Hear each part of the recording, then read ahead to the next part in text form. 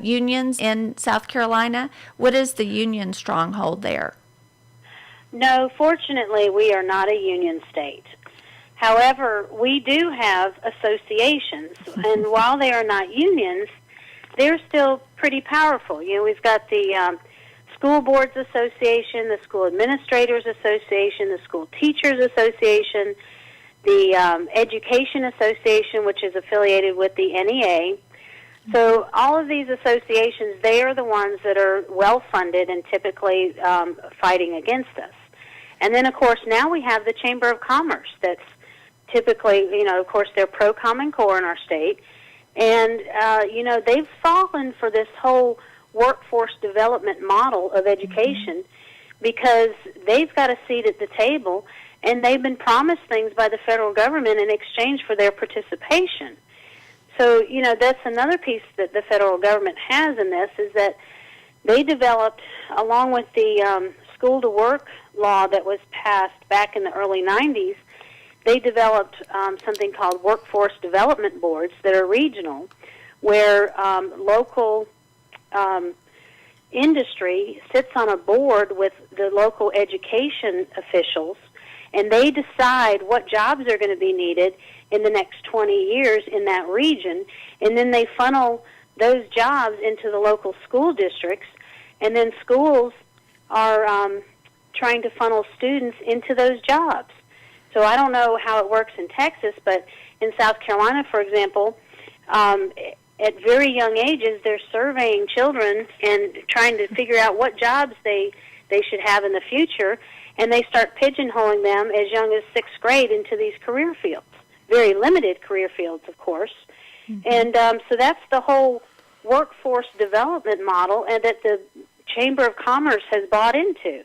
And it's an attempt of the federal government to control the economy instead of allowing a free market system. So, you know, the point that you made earlier about people that have been sort of asleep at the wheel on this, and even legislators, is that it is absolutely true, and it's vital that they wake up and understand what's happening. Because from what I just described, this is critical. I don't think people understand that it's been through our public education system, through this indoctrination and this workforce development model, that the progressives are effectively changing our country from within, through the minds of our children, and through, you know, this workforce development model of trying to control the economy, which, you know, is what was tried and failed in Europe. We know that's not going to work, and then we know that that's not the form of government that our founding fathers, created for us. So that's the scariest part. So when I talk to people, you know, quite often they're older audiences, and I'll tell them, you know, even if you don't have kids in school, you are a stakeholder in this. Right. Because first of all, more than half or nearly half of our state budget and a third of our federal budget goes to education, public education. So most of our tax dollars are funding public education.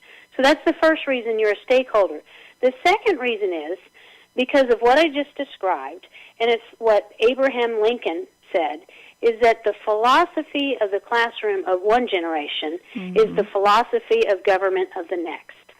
So what's happening in the public education system, they need to be aware of, and they need to be helping us fight it, because otherwise we are going to lose our constitutional republic, and we don't have much time to reverse the trend. Well, it is so fascinating. What you just described is exactly what we have in Texas. We have the Texas Association of School Administrators, Texas Association of School Board, and then we have these 20 education service centers that service our districts. That's who has the power and is bringing all of this into our school districts. What's interesting is, and we've got a lot of listeners from Texas, and right now we are in a runoff election for the lieutenant governor position. the lieutenant governor in the state of Texas is the most powerful position in the state.